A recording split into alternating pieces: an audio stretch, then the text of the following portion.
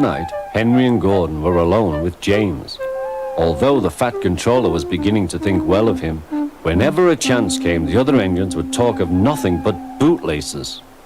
"Remember the time one had to be used to get you out of trouble, James," they would tease. James tried to get his own back, talking about engines who got shut up in tunnels and stuck on hills. But they wouldn't listen. "You talk too much, little James," said Gordon. "A fine, strong engine like me has something to talk about. I'm the only engine who can pull the express. When I'm not there, they need 2 engines. Think of that. I've pulled expresses for years and have never once lost my way. I seem to know the right line by instinct." Every wise engine knows, of course, that the signalman works the points to make engines run on the right lines, but Gordon was so proud he had forgotten. "Wake up, James," said Gordon next morning. "It's nearly time for the express." "What are you doing? Odd jobs?" "Oh, well, we all have to begin somewhere, don't we? Run along now and get my coaches. Don't be late." James went to get Gordon's coaches.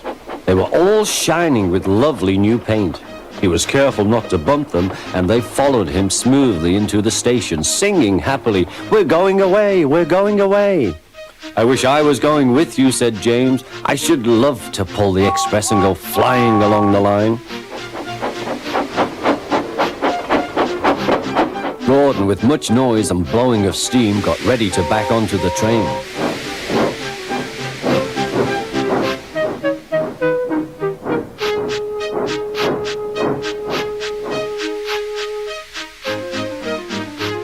The Fat Controller was on the train with other important people, and as soon as they heard the guard's whistle, Gordon started.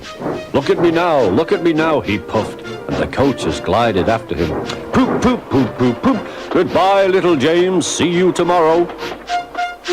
James watched the train disappear and then went back to work. He pushed some trucks into their proper sidings and went to fetch the coaches for another train. James had just brought the coaches to the platform when he heard a mournful noise. There was Gordon trying to sidle into the station without being noticed. "Hello, Gordon. Is it tomorrow?" asked James. Gordon didn't answer. He just let off steam feebly. "Did you lose your way, Gordon?" said James. "No, it was lost for me. I was switched off the main line onto the loop. I had to go all round and back again." "Perhaps it was instinct," said James. Meanwhile, all the passengers hurried to the booking office. "We want our money back," they shouted. But the Fat Controller climbed on a trolley and blew the guard's whistle, so loudly that they all stopped to look at him.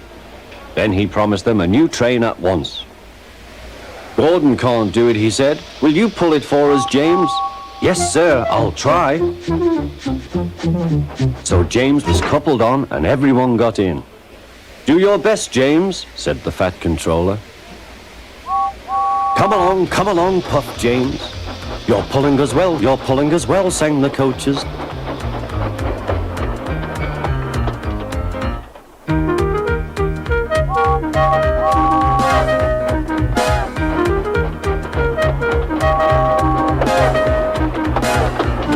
Bridges and stations flashed by, the passengers cheered, and they soon reached the station. Everyone said thank you to James, and the Fat Controller was very impressed. "Well done," he said. "Would you like to pull the express sometimes?" "Yes, please," answered James. Next day, when James came by, Gordon was pushing trucks. "I like some quiet work for a change," he said. "I'm teaching these trucks manners. You did well with those coaches, I hear." "Good, we'll show them." And he gave his trucks a bump. James and Gordon are now good friends. James sometimes takes the express to give Gordon a rest. Gordon never talks about bootlaces, and they are both quite agreed on the subject of trucks.